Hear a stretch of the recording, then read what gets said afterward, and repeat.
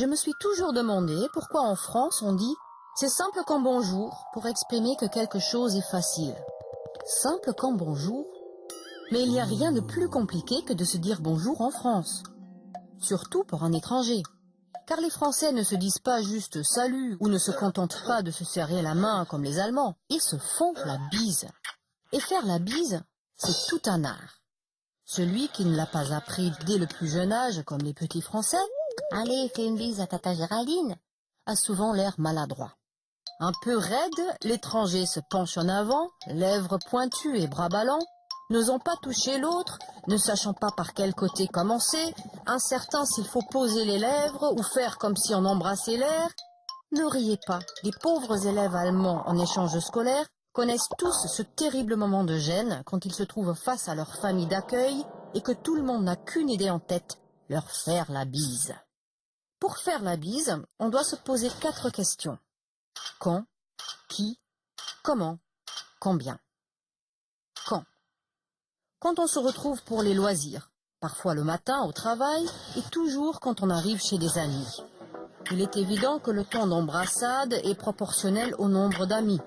Si vous débarquez dans une soirée où se trouvent déjà 15 personnes, vous avez le temps de mourir de faim avant de passer au buffet. Les Allemands, qui ont l'habitude de faire juste « allô » avec la main, trouvent ça toujours un peu fastidieux. Qui?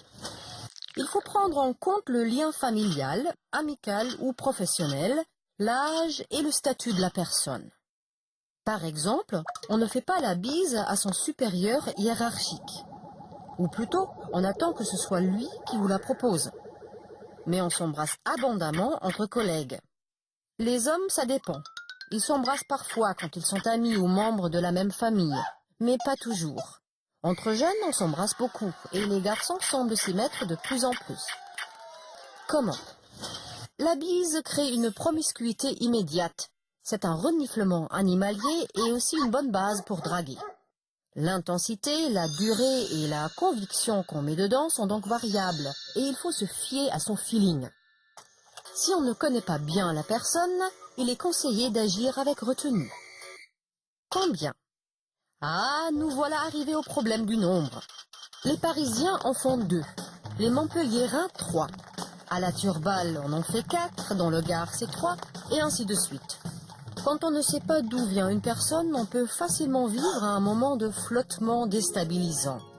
Car il est très désagréable de tenter une 3e bise quand la personne visée se détourne déjà.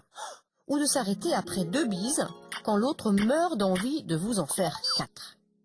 Mais j'ai remarqué que même les Français ne savent pas avec précision combien de bises on fait selon les régions.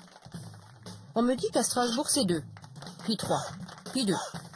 Un originaire de Nemours affirme qu'ils en font 4. D'autres me certifient que c'est 2. Pourquoi ces incertitudes? C'est qu'il y a un problème de classe sociale.